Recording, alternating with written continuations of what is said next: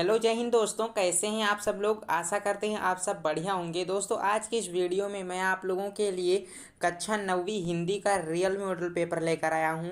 जी हां दोस्तों, अगर आप वार्षिक परीक्षा 2023 का पेपर देने वाले हैं, ठीक है, 2023 में अगर आप क्लास 9th हिंदी का पेपर देने वाले हैं तो आप लोग इस वीडियो को देख लीजिए। दोस्तों इसमें मैं आप लोगों को बहुत सारे इंपॉर्टेंट क्वेश्चंस बताऊंगा जो आपके परीक्षा में पूछे जाएंगे। ठीक है, फर्स्ट क्वेश्चन है आपका, मीराबाई किस काल की कवित्री हैं। ऑप्शन ए है आदिकाल, बी है भक्ति काल, सी है रीतिकाल एंड डी है आधुनिक काल।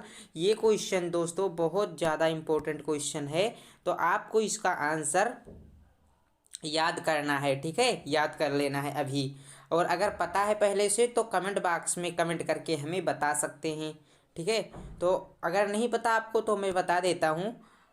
चलिए, क्या रहेगा इसका आंसर भाई, अगर पता है तो बताइए आप। राइट आंसर इसका हो जाएगा ऑप्शन बी भक्ति काल। ठीक है, नेक्स्ट क्वेश्चन है, मसी कागज छियो नहीं कलम गयो हाथ, किस कवि के बारे में कथन है। तो ये कथन है दोस्तों कबीर दास जी के बारे में। ठीक है, किसके बारे में, जी हाँ, कबीर दास जी ने कहा था कि मसी कागज छियो नहीं कलम गयो नहीं हाथ। ठीक, आइए देखते हैं अब आपका तीसरा क्वेश्चन क्या कहता है। गंगा का पर्यायवाची शब्द है, तो गंगा का पर्यायवाची शब्द क्या होता है। यहाँ पे आपके सामने चार ऑप्शन हैं, पीयूष, मंदाकिनी, सरिता, सरोवर। तो दोस्तों राइट आंसर इसका जाएगा ऑप्शन बी के साथ मंदाकिनी। गंगा का पर्यायवाची शब्द है मंदाकिनी। आइए देखते हैं आपका चौथा प्रश्न, पुष्पेंद्र में कौन सी संधि है। पुष्पेंद्र में संधि बतानी है। ठीक है, तो बताइए दोस्तों। देखो आप लोग ये वीडियो देख रहे हैं ना, इससे आप लोगों की प्रैक्टिस भी हो रही है, तो आप लोग अपनी खुद के नॉलेज को जांच सकते हैं यहाँ से। ठीक, कि कितनी जानकारी है आपको। ठीक है, तो अगर आप लोग सभी क्वेश्चंस का आंसर अभी तक सही सही देते आए हैं तो आपकी तैयारी बहुत अच्छी मानी जाएगी। ठीक है, क्योंकि दोस्तों ये सारे के सारे प्रश्न बहुत इंपॉर्टेंट हैं, और अगर आप लोगों ने पढ़ा होगा तो आप लोगों ने इन सभी का आंसर्स दे दिया होगा। ओके दोस्तों, तो पढ़ा होगा तभी तो आपकी तैयारी अच्छी होगी। अगर आप लोग इन सभी क्वेश्चंस के आंसर बता रहे होंगे, अभी तक लगातार 3 प्रश्न हम कर चुके हैं, तीनों के आंसर कितने विद्यार्थी हैं जिन्होंने बता दिया है। अगर कोई विद्यार्थी ऐसा है कि तीनों का आंसर दिया है तो हाँ, उसकी तैयारी मैं बहुत ही अच्छा समझूंगा। आप भी समझिए, अगर आपने 3 में 3 सही किया है तो आप समझ जाइए कि आपने बहुत अच्छी तैयारी की है। ठीक है दोस्तों, और आगे देखो कितने प्रश्न सही से आते हैं आपके, काउंट किया कीजिए, लास्ट में हमें कमेंट करके ज़रूर बताइएगा। पुष्पेंद्र में कौन सी संधि है, तो पुष्पेंद्र में संधि बतानी है आपको। पुष्पेंद्र में संधि हो जाएगी आपकी गुण संधि। आइए देखते हैं अगला प्रश्न, तरनी तनुजा तट तमाल तरुवर बहुछाये में कौन सा अलंकार है। पहले सोचिए, आप लोग बताइए दोस्तों, सोच कर बताइए आप लोग इसमें कौन सा अलंकार होगा। अलंकार तो आपने सभी पढ़े होंगे, तो बताइए इसमें कौन सा अलंकार है। आप देखेंगे, नोटिस करेंगे यहाँ पे, तो इस वाक्य में ता शब्द की, सॉरी, ता अक्षर की पुनरावृत्ति हो रही है 2 या 2 से अधिक बार। 1 बार, 2 बार, 3 बार एंड 4 बार एंड 5 बार हुई है ताकि पुनरावृत्ति। तो जिस वाक्य में कोई एक अक्षर 2 या 2 से अधिक बार आता है वहाँ पे दोस्तों अनुप्रास अलंकार होता है। जब एक अक्षर 2 या 2 से अधिक बार आए किसी काव्य या वाक्य में तो क्या होगा, जी हाँ, अनुप्रास अलंकार होगा। आइए देखते हैं अब आपका छठवां प्रश्न क्या कहता है। सरस्वती पत्रिका के संपादक हैं, सरस्वती पत्रिका के संपादक का क्या नाम है दोस्तों। बहुत ही ज़्यादा इंपॉर्टेंट क्वेश्चन है, हर बार एग्जाम्स में ये क्वेश्चन रिपीट हुआ है और आगे भी रिपीट होगा। ठीक है, याद रखना है। राइट आंसर है महावीर प्रसाद द्विवेदी।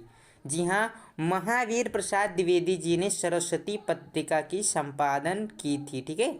7वां प्रश्न है आपका, द्विवेदी युग की समय सीमा बताइए। तो याद रखिएगा 1900 से 1919 ईस्वी तक। ठीक है, 1900 से 1919 ईस्वी तक है दोस्तों द्विवेदी युग की समय सीमा, याद रखना है, बहुत इम्पोर्टेंट है। आइए देखते हैं अगला प्रश्न आपका, भारत दुर्दशा के रचनाकार हैं। तो दोस्तों भारत दुर्दशा के रचनाकार भारतेंदु हरिश्चंद्र जी हैं। ये क्वेश्चन लगभग मैं हर वीडियो में आपके लिए लेता हूँ, तो आपको इसका आंसर पता होना चाहिए। फिर अगला क्वेश्चन है, ज्ञानाश्रयी शाखा के प्रमुख कवि हैं। ज्ञानाश्रयी शाखा के प्रमुख कवि माने जाते हैं दोस्तों, कौन माने जाते हैं? कबीरदास जी माने जाते हैं। फिर अगला प्रश्न है आपका, क्या कहता है अगला प्रश्न, ज्ञानदीप कृति के रचनाकार कौन है? तो ये क्वेश्चन आप लोग बताइए तो मैं समझूंगा कि आप लोग सच में पढ़ाई करते हैं।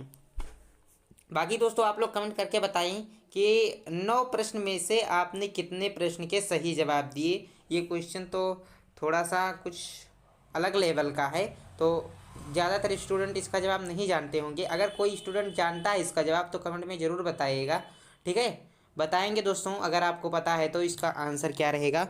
बाकी दोस्तों कितने प्रश्न अभी तक आपने सही किए ये भी कमेंट बॉक्स में बता दीजिएगा, जिससे मैं जान सकूं कि हाँ आप लोग सच में पढ़ाई करते हैं और अपनी पढ़ाई को लेकर आप लोग सीरियस हैं। ठीक, तो बता देता हूँ इसका आंसर क्या रहेगा। तो इसका दोस्तों आंसर हो जाएगा ऑप्शन बी, शेखनवी। अब बताइए 10 में से कितने अंक आपने स्कोर किए। चलिए देखते हैं आपका एक महत्वपूर्ण गद्यांश। ठीक है, आपके लिए एक महत्वपूर्ण गद्यांश लेकर आया हूँ। आपकी परीक्षा में गद्यांश 6 अंक का आता है, तो एक महत्वपूर्ण गद्यांश बता देता हूँ दोस्तों, जो सबसे ज़्यादा महत्वपूर्ण है। हो सकता है कि ये आपके परीक्षा में आ जाए, तो इसे आप लोग अच्छे से पढ़ लीजिएगा। ठीक है, गहराई से एकदम से, जिससे कि आप लोग परीक्षा में भूले नहीं। ठीक, तो याद रखना है। ये दोस्तों आपका गिल्लू नामक शीर्षक से लिया गया है और गद्य खंड में है आपका। ठीक है, तो गद्यांश है तो गद्य खंड में तो रहेगा ही, और महादेवी वर्मा जी के द्वारा लिखा गया है ये। तो यहाँ पे आप लोगों को गद्यांश मिल जाएगा, आप लोग देख सकते हैं, और इसके कुछ आंसर्स भी हैं। तो यहाँ पे मैंने लिख लिए हैं आंसर, और रेखांकित अंश की व्याख्या करनी है इसमें।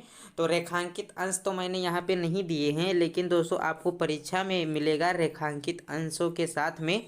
तो उस जो रेखांकित अंश होगा उसकी आप लोगों की व्याख्या, आप लोगों को व्याख्या करनी रहेगी। ठीक है, तो देख लीजिए यहाँ पे इसकी व्याख्या मिल जाएगी आपको। तो सभी विद्यार्थी इस गद्यांश को पढ़ लेंगे। ठीक है, और तैयार कर लेंगे एक बार घर पे खुद से लिख के। इसका क्या लिखेंगे, संदर्भ लिखेंगे अपने हाथों से, बिना देखे। ठीक है, और रेखांकित अंश की व्याख्या भी आप लोगों को बिना देखे ही करनी है। ठीक है, इतना अगर आप लोग कर लेते हैं तो बस दोस्तों ये आपका तैयार हो जाएगा, अगर आप लोग एक बार बिना देखे लिख देंगे तो। ठीक है, तो बताइए दोस्तों कैसी लगी ये वीडियो आपको। अगर अच्छी लगी है तो वीडियो को लाइक कर दें, और आगे भी इसी तरह की वीडियो देखनी है। अगर आपको इम्पोर्टेंट क्वेश्चंस चाहिए आपके जो परीक्षा में आए, तो वीडियो को लाइक कर दें, और चैनल को सब्सक्राइब करके हमारे साथ में जुड़ जाएं, ताकि आने वाली आगे जो जितनी भी वीडियोस हैं वो आपको मिलती रहें। ठीक है, चलिए मिलते हैं अगले वीडियो में। जय हिंद, वंदे मातरम।